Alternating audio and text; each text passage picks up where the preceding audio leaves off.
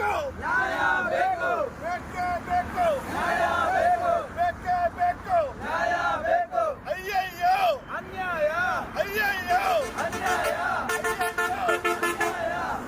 ಕರುನಾಡ ಸಾರಥಿಗಳ ಸೈನ್ಯ trade union ಇವರ ವತಿಯಿಂದ ಇಡೀ ಕರ್ನಾಟಕ ರಾಜ್ಯಾದ್ಯಂತ ಇವತ್ತು ಹಮ್ಮಿಕೊಂಡಿರುವಂತಹ ಹೋರಾಟದ ಪ್ರಯುಕ್ತ ಇವತ್ತು ಉಡುಪಿ ಜಿಲ್ಲೆಯ ಪಡುಬಿದ್ರಿ ಟೋಲ್ಗೇಟ್ ಬಳಿ ಜಿಲ್ಲೆಯ ವತಿಯಿಂದ ಹೋರಾಟವನ್ನು ಹಮ್ಮಿಕೊಂಡಿರ್ತೇವೆ. ಬಹುಶಃ ಕೇಂದ್ರ ಸರ್ಕಾರದಿಂದ ಒಂದು ಜನವಿರೋಧಿ ನೀತಿ ಅಂತಲೇ ಹೇಳ್ಬೋದು. ಇದು ಅಪಘಾತ ಮಾಡಿದಂಥ ಚಾಲಕರಿಗೆ 10 ವರ್ಷ ಜೈಲು ಶಿಕ್ಷೆ ಹಾಗೂ 7 ಲಕ್ಷ ರೂಪಾಯಿ ದಂಡ ವಿಧಿಸುವಂಥ ಒಂದು ಜನವಿರೋಧಿ ನೀತಿಯನ್ನು ಭಾರತೀಯರಾದವ ಪ್ರತಿಯೊಬ್ಬರೂ ಇವತ್ತು ವಿರೋಧಿಸ್ತಾ ಇದ್ದಾರೆ. ಆದರೂ ಸಹ ಸರ್ಕಾರಕ್ಕೆ ಇದರ ತೀವ್ರತೆಯ ಬಗ್ಗೆ ಒಂದು ಪರಿಜ್ಞಾನ, ಅವರು ಮಾಡಿರುವಂತಹ ಕಾನೂನಿನಿಂದ ತಪ್ಪು ಅನ್ನುವಂತಹ ಭಾವನೆ ಇಷ್ಟವರೆಗೂ ಬರಲಿಲ್ಲ. ಈ ಮಧ್ಯೆ ಜನರನ್ನು ದಾರಿ ತಪ್ಪಿಸುವಂಥ ಕೆಲಸ ಸರ್ಕಾರ ಮಾಡ್ತಾ ಇದೆ. ಸುಳ್ಳು ಮಾಹಿತಿಗಳನ್ನು ಹಬ್ಬುವಂಥದ್ದು, ಇಲ್ಲ ಸರ್ಕಾರ ಅದನ್ನು ವಾಪಸ್ ಪಡ್ಕೊಂಡಿದೆ ಅನ್ನುವಂತಹ ಸುಳ್ಳು ಮಾಹಿತಿಯನ್ನು ಹೇಳುವಂಥದ್ದು, ಇಂಥ ಹಲವಾರು ಕೆಲಸಗಳು ಸರ್ಕಾರ ಮಾಡ್ತಾ ಇದೆ.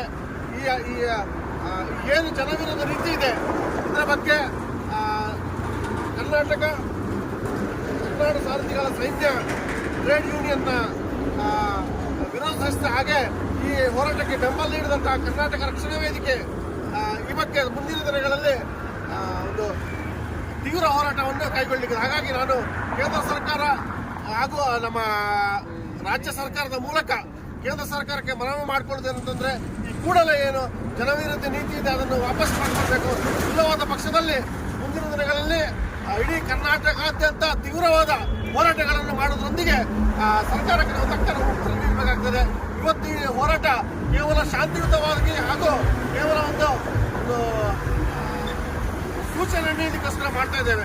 ಮುಂದಿನ ದಿನಗಳಲ್ಲಿ ನಮ್ಮ ಒಂದು ಸಕಾರಾತ್ಮಕ ಮನವಿಯನ್ನು ಈಡೇರಿಸಿದ ಪಕ್ಷದಲ್ಲಿ ನಾವು ಇಡೀ ಕರ್ನಾಟಕದ ಪ್ರತಿ ಜಿಲ್ಲೆಗಳಲ್ಲಿ ರಸ್ತೆ ತಡೆ ಮಾಡುವುದರ ಮೂಲಕ ಸರ್ಕಾರಕ್ಕೆ ನಾವು ಈ ನೀತಿಯನ್ನು ಒಪ್ಪಿಕೊಳ್ಳುವುದಿಲ್ಲ ಅಂತ ಒಂದು ಸ್ಪಷ್ಟ ಮಾಹಿತಿಯನ್ನು ನೀಡ್ತೇವೆ. ಹಾಗೆಯೇ ಆದಷ್ಟು ಬೇಗನೆ ಸರ್ಕಾರ ಈ ಮನವಿಯನ್ನು ಪುರಸ್ಕರಿಸಿ ಜಾರಿಗೆ ತಂದಿರುವಂತಹ ಏನು ಕಾನೂನಿದೆ ಅದನ್ನು ವಾಪಸ್ ಪಡ್ಕೊಳ್ಬೇಕಂದ್ರೆ ಕೇಳ್ಕೊಳ್ತಿದ್ದಾರೆ.